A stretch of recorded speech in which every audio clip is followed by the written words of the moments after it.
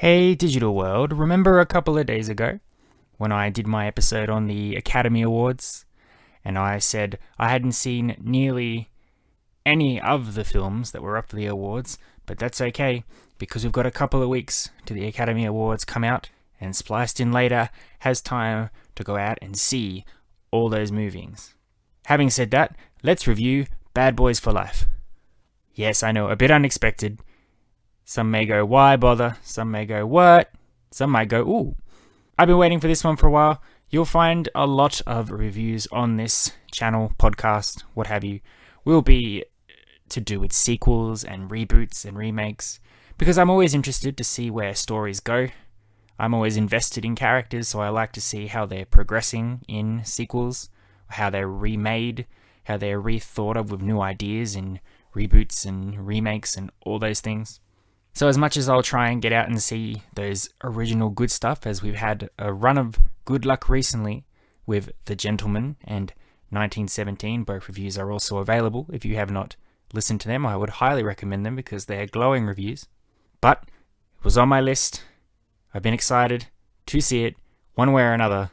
So settle in for a review for Bad Boys for Life. Now, only a couple of days ago I had to go back and rewatch the first couple Bad Boys, because as we all know, this third film in the Bad Boys franchise has been coming for quite some time. We're going on 18 years since the last installment.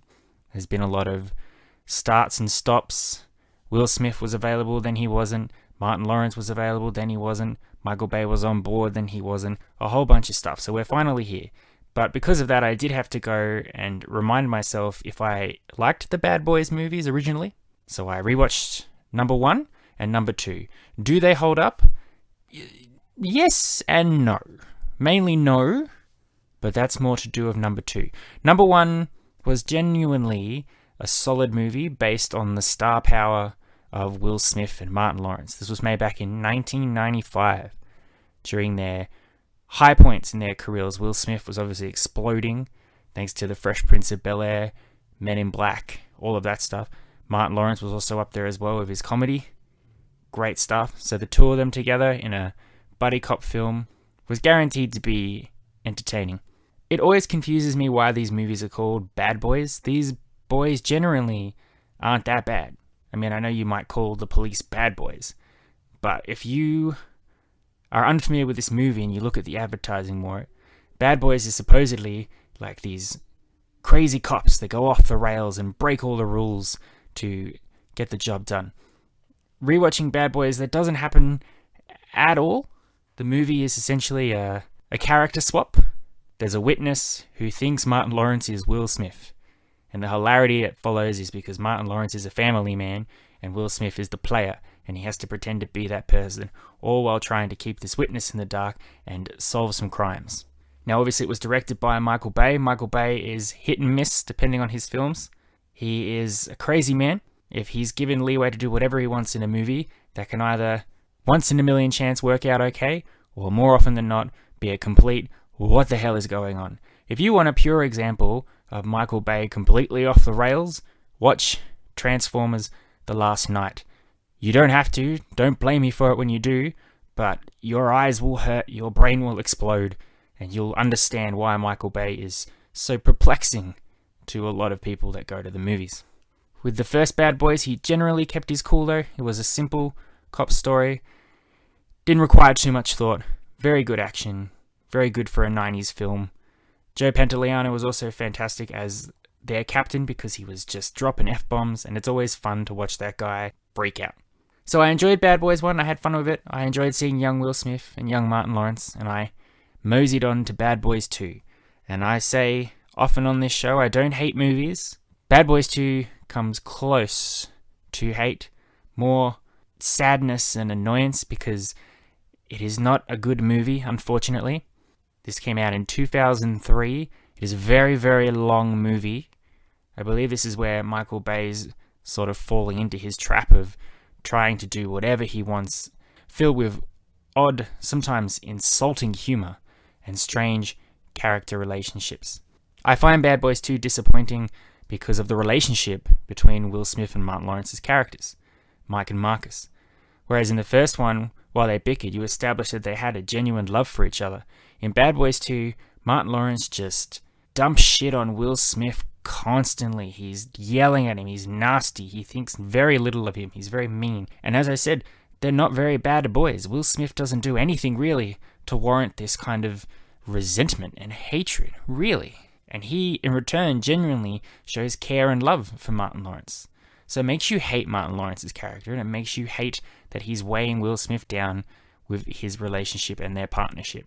Add to that a nearly 2.5 hour running time, where we get into another issue Michael Bay has with movies, where he deviates into scenes which have absolutely no point or relevance to the overall plot. For another example of that, the perfect example, again, go check out a Transformers movie, this time Transformers Revenge of the Fallen, for the infamous Sam Witwicky's mother gets high at a university campus. College campus. I don't know what country I'm in. Overall, rewatching Bad Boys 2, I didn't remember going in what the main point of the movie was or who the villain was, and coming out of it, I didn't really understand at all. That said, Will Smith is a very likable, charismatic actor and person in real life, so I always enjoy watching a movie with him. Joe Pantoliano again, hilarious with his freakouts, but overall Bad Boys 2 is a disappointing waste of time. So, having rewatched Bad Boys 2, I then realized in a couple of days I was supposed to go and see Bad Boys for Life, and I was in a bit of a pickle because I still didn't really know if I liked the franchise or if I found it annoying. It was strange. But as I said, 18 years since the last film, so you gotta go see what they eventually came up with. So, overall thoughts of Bad Boys for Life. I'm genuinely satisfied with the last 2/3 of the movie. Now, this movie isn't directed by Michael Bay this time around, and it absolutely shows, because for the movie's credit, I absolutely know exactly what's going on. There is a clear, concise plot, and each scene with these characters is relevant to the ongoing story. So that's fantastic. Hats off to the actual director. I apologize I couldn't be bothered looking it up, but I'm sure they are nice people. And if they ever listen to this podcast, I want you to know I am impressed. What's really good about Bad Boys for Life is that chemistry between Will Smith and Martin Lawrence has been restored to what it originally was in the Bad Boys 1 film. They love each other. They bicker and they argue, but there's genuine care and affection for each other, and they go out of their way to help each other when they need it the most. Obviously, the big hook of Bad Boys for Life is because it's been 20 odd years since the last film. These two guys are getting old. Will Smith is still in his prime-ish. I mean, he looks good, but he is getting up there. He's still trying to live the dream of cops on the run, explosions, gunfights. Martin Lawrence is getting old. He's really getting up there. He just wants to settle down and not die. For a series of events, they come across some criminals from Will Smith's past who are out for blood. They get caught up in each other's escapades. There's a lot of fighting, a lot of falling out, but overall, they have to come together to save the day. That's essentially it. They also, in a fun twist for the film, have to work with younger cops. I honestly thought I was going to not like them when I first met them. I thought it was going to be the usual, the young guys are so much smarter than the old ones, but the old ones are going to show them a thing or two about police smarts of the old days or whatever. No, everyone genuinely got on really well, and there was none of that forced conflict, which always drags this sort of movie down. The one man that does stand out is the tech guy, who's also a really buff individual. I believe he's played by Alexander Ludwig, who you may recall if you ever saw the Seeker movie, or he was the main bad tribute in the Hunger Games. Very obscure examples, but he's not up there in the big stuff. But if you have seen those things and you've gone, oh, cool, well, I guess I've accomplished my job. He was very nice. He was very pleasant and sweet and kind, and I was really happy whenever he was on screen, as was his two colleague teammates. One's the snarky cool dude, and the other is the badass young lady. All good stuff. The action's pretty good too. It's strange. It's kind of trying to live up to the mature audience rating that it's got. So there is some over-the-top violence and swearing. The blood splatter is strange. It's kind of hidden, and then all of a sudden it's directly in your face in a sudden shocking, look, there's glass in that man's face. So it's an odd feeling, but you tend to roll with it. I think instead of shocking you like it's supposed to do, It did make me laugh a bit, and I know I wasn't the only one in the cinema feeling like that. But hey, if you're having a good time at the movies, whether you're laughing, whether you're supposed to or not, as long as you're having a good time, whatever, what's the problem? My main gripe for Bad Boys for Life, and this is a bit hard when it comes to the selling point for everybody, it is a slog in the beginning. It is a very hard start. It takes a long time for especially Will Smith and Martin Lawrence to really fall back into that groove as their characters. It really takes a long time to set all the pieces in play for the eventual story that comes later on. There was a point where I was sitting there going, I know this is over a 2-hour movie, and I think it's only been 10 minutes.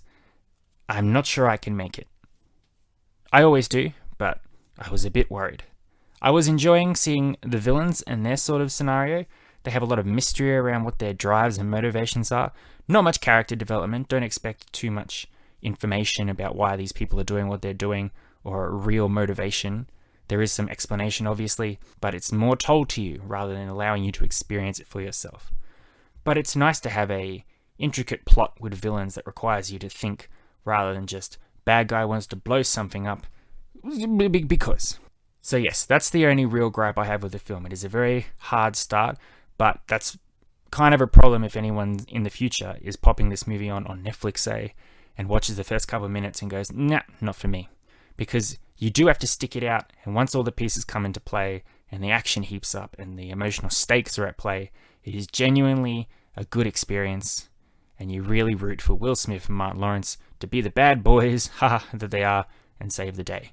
But I wish that it really kicked into gear a lot sooner than it actually did, just to give me a higher overall feeling of overall enjoyment for the film, rather than this chunk is good, this chunk is great, this chunk not so much. Overall, I give Bad Boys for Life a 6 out of 10. It would be a 7, but except for that slow start. I had a good time with it. I will most likely watch it again when it comes out on DVD, add it to the Bad Boys collection. I certainly won't be counting the days for its release though. However, if you really enjoyed the first Bad Boys movie, you will like this film. If you somehow enjoyed the second Bad Boys movie, you will like this film.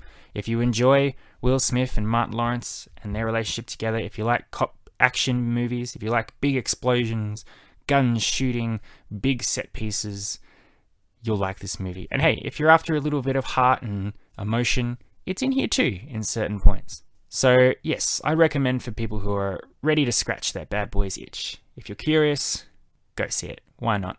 I believe the only thing that's out this week is Doolittle, and from what I can see from the ratings, probably go see Bad Boys for Life. That being said, I'm probably going to go and see Doolittle. That will be my next review. I'll probably bring that to you early Tuesday.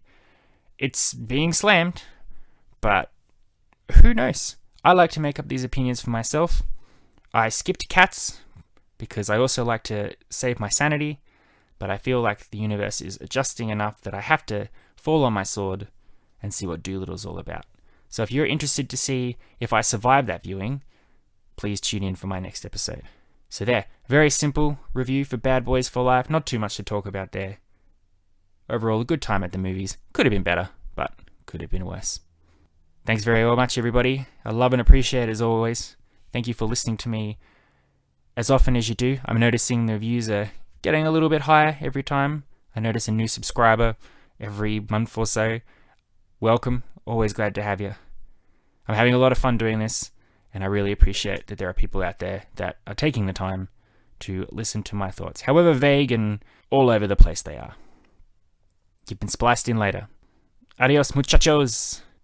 I'll catch you next time.